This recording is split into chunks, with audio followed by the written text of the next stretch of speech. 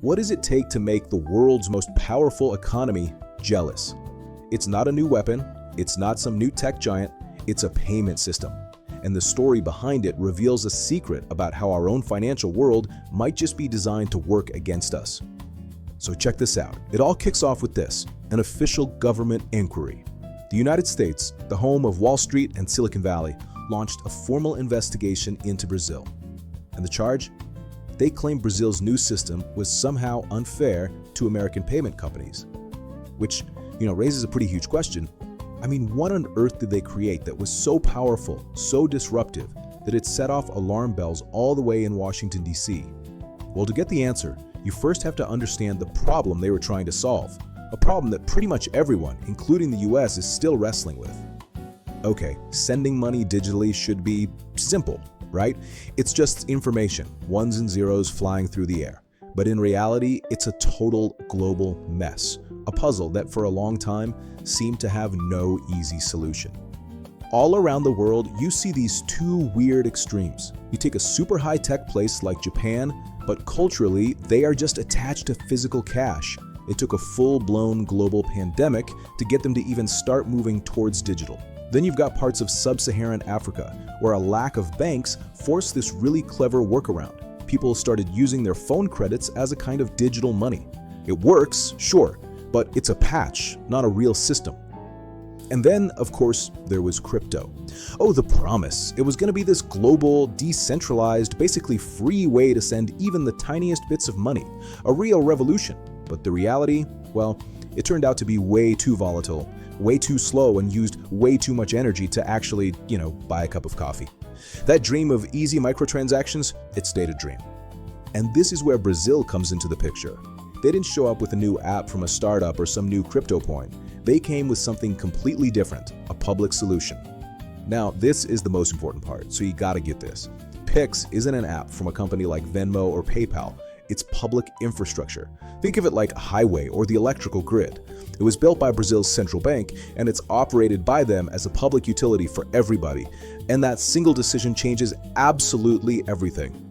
Just look at the difference when you put them side by side. It's not even a contest. A Pix transfer is done in seconds. A credit card payment, that can take up to 30 days for the merchant to actually get their money. For you, the customer, it's free. But here's the kicker. The real revolution is for the small business owner. Instead of paying 2, 3, sometimes more % on every single sale, they pay basically nothing. And this is a total mind shift. You know that 5% discount a store in Brazil might offer you for paying with Pix? That's not a discount. It's you finally seeing the real price of the product without the hidden tax that credit card companies have been quietly charging everyone all along. So, what happens when you get rid of all that friction? When you make money move at the speed of light, for free, for an entire country of over 200 million people? Well, you get a phenomenon.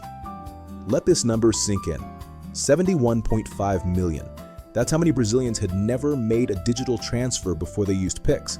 This wasn't just a new convenience for people with bank accounts, it was a doorway that brought tens of millions of people into the modern financial world for the very first time. And look at this, it wasn't just another choice. In just a few years, Pix didn't just join the party, it took over the whole venue. Pix transactions now absolutely dwarf debit and credit cards combined. It's not just part of the Brazilian economy, in many ways it is the economy.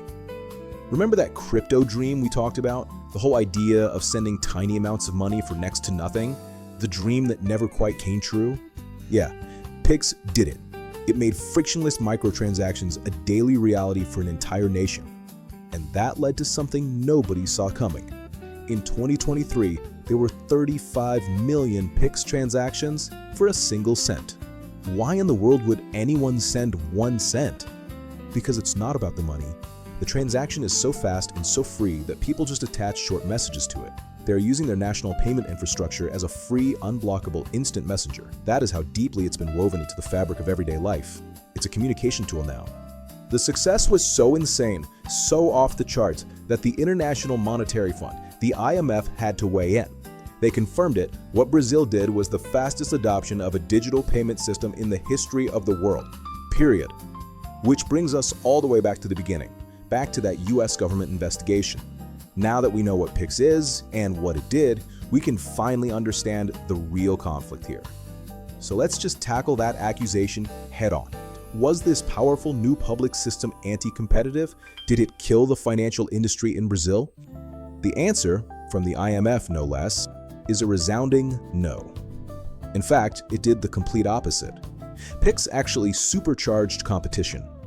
By bringing in millions of new customers and making basic payments a free utility, it forced all the big banks to step up their game, to innovate, and to offer better, cheaper products to stay relevant. And this right here, this reveals the two fundamentally different philosophies at play. The American model is often about profiting from friction. Private companies sell you clever products to help you get around a slow, expensive system that they have a financial incentive to keep slow and expensive. The Pix model, Brazil's model, says payments are public infrastructure. It doesn't sell you a solution to the problem, it eliminates the problem itself for everyone. And that envy from the title, it's not about a product, it's about a possibility. And the opposition to this idea in the US is so strong that a law was actually passed that prevents the central bank from even researching a system like Pix. They don't want to solve the problem because the problem itself is incredibly profitable. And that leaves us with a really powerful, and for some maybe even a dangerous question. Brazil proved that something as fundamental as how we exchange money can be treated like a public good, a utility for everyone. If that's possible, what else is? You've just seen proof that some of the systems we use every single day aren't just broken by accident.